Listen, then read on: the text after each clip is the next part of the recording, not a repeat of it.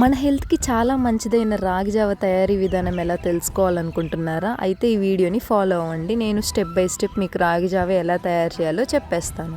రాగి జావ తయారు చేయడం అయితే చాలా సింపుల్ అనమాట. The first and foremost thing వచ్చేసి ఒక బౌల్లో వాటర్ అయితే పోసుకోవాల్సి ఉంటుంది.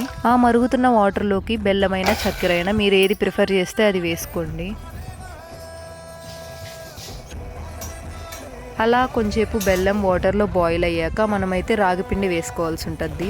ఫస్ట్ అయితే రాగిపిండిలో వాటర్ పోసుకొని మంచిగా మిక్స్ చేసుకుంటాం అనమాట. డైరెక్ట్గా కూడా బౌల్లో అయితే వేయొచ్చు, కానీ గడ్డలు కట్టిపోద్ది. అదేదో ఫస్టే మనం మిక్స్ చేసుకొని బౌల్లో వేసుకున్నామంటే కొంచెం టెక్స్చర్ బాగా వస్తుంది.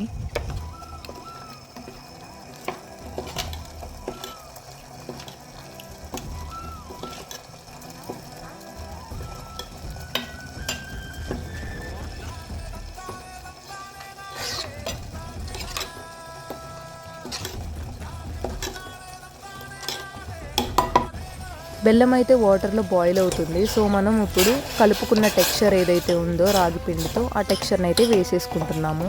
బాగా మిక్స్ చేసుకోవాలి, లేకపోతే గడ్డలు కట్టిపోద్ది. పాలు ఇష్టమైన వాళ్ళైతే పాలు కూడా పోసుకోవచ్చు దీంట్లో.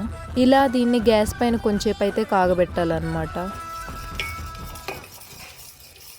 అలా మన రాగి జావ అయితే తయారైపోయింది. ఇంకా గ్లాస్లోకి సర్వ్ చేసేసుకున్నాను. రోజు మార్నింగ్ అండ్ ఈవినింగ్ నేను దీన్ని తీసుకుంటానన్నమాట. చాలా హెల్దీ.